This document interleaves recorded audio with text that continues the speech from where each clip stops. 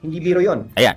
Conditioning yon para ma-normalize ang salitang pagpatay See? sa isip. Yung biro po na yon is actually in a way conditioning the mind of the public that yung salitang pagpatay, pagkitil ay normal na lamang.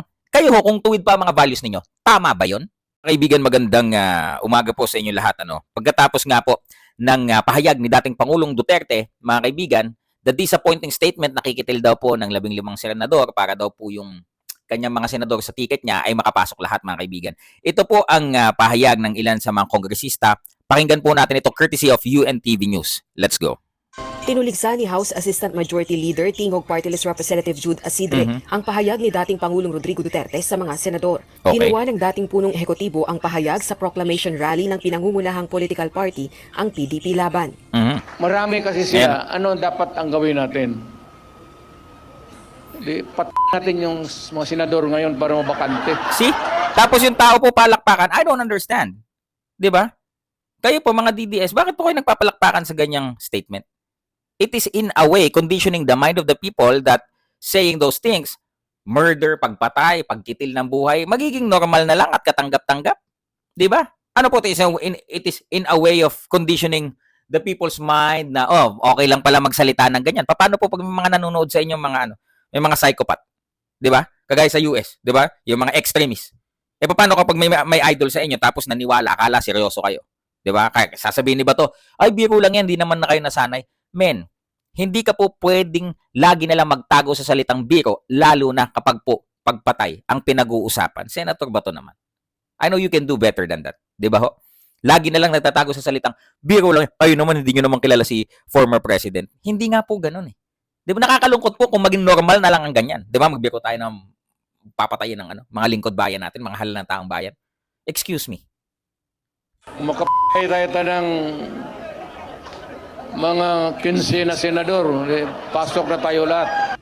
Ayon kay Ito, Congressman pakinggan natin. Asidre, talagang mag-amanga sina dating Pangulong Duterte at VP Sara, kabilang sa articles of impeachment laban kay Talagang VP mag-amanga daw si Sara at si Digong. Ano pong sabi dito? Duterte ang ginawa nitong pagbabanta umano kina Pangulong Bongbong Marcos Jr., Okay. First Lady Lisa Araneta Marcos at House Speaker Martin Romualdez. Giit ni Representative Asidre, hindi Okay. biro ang pagbabantang pumatay ng opisyal ng Exactly. gobyerno. Pagpapalaganap Exactly. ito ng kultura ng karahasan at pagpapahina sa demokrasya. Exactly. Dagdag pa Louder. nito, incentive- Louder. Rep Asidre. 'Di ba ho? Pagpapalaganap ng karahasan, ano po yung gagawin na lamang po nating normal ang salitang pagpatay? Tatawanan pa natin? Mag-cheer pa kayo? Gising naman. Gising taong bayan, wag po tayong masyadong maging blinded. Nakakalungkot po eh. 'Di ba ho? Ganyan na yung sinasabi, palakpakan pa ho kayo. Hay nako. sedition o grave threats ang pagbabanta sa mga opisyal ng gobyerno at hindi pwedeng baliwalain dahil banta Tama. sa seguridad. Exactly. Samantala, Ito, pakinggan natin. inutusan naman ni House Deputy Majority Leader Iloilo 3rd District Representative Lawrence Defensor ang Okay. mga senador na umaksyon na sa impeachment complaint laban kay Vice President Sara. May babala rin sa publiko si Congressman Defensor na isa sa magiging House Prosecutor sa nakabinbing impeachment trial ni Vice President Sara Duterte. Okay. Hindi biro yon. Ayan. Conditioning yon para ma-normalize ang salitang pagpatay See? sa isip. Yung biro po na yon is actually in a way conditioning the mind of the public that yung salitang pagpatay, pagkitil ay normal na lamang. Kayo ho, kung tuwid pa ang mga values ninyo, tama ba yon? Nasasabihin ng isang dating pinakamataas na leader? Ng mga Pilipino. Kasi magiging depensa din yun nila sa impeachment trial. So mag-ingat tayo, huwag na tayo magpapaloko pa sa ganyang conditioning ng mga taong bayan. If I were the senators, I would not sit quietly taking that statement. Sabi ko, kung binabato na yung bahay See, nyo, mga kaibigan, kapag wag po tayong padadala sa ganyang conditioning. 'Di ba? Lalo na ho ng nakaraang administrasyon. Nakakalungkot mga kaibigan because what if may nanonood na mga bata? May nanonood na mga talagang, 'di ba? Hindi naman natin sinasabing wala sa katinoan o 'di ba? O baliw or what. Pero may mga tao pong extremist na kung anong sinasabi po nung idol nila, nung kanilang sinusuportahan, akala nila yun talaga. Kung 'di ba magtatago tayo lagi sa salitang biro lang kagaya ng sabi ni Senator Bato de la Rosa, hindi mo masasabing biro 'yan. 'Di ba ho? Kapag kami mga tao na gumawa niyan, hindi sabi ng pinuno namin, sabi ng idol ko, 'di ba?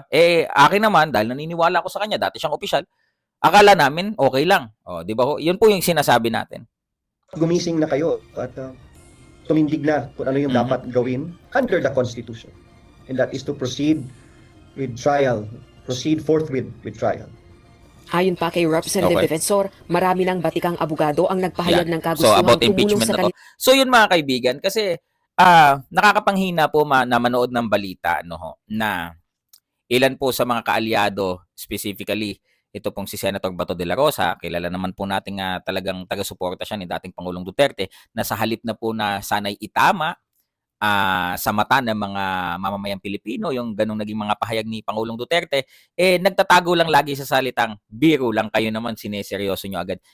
It cannot be taken as a joke. That is a very serious matter. Killing a public official ay hindi po yan tama.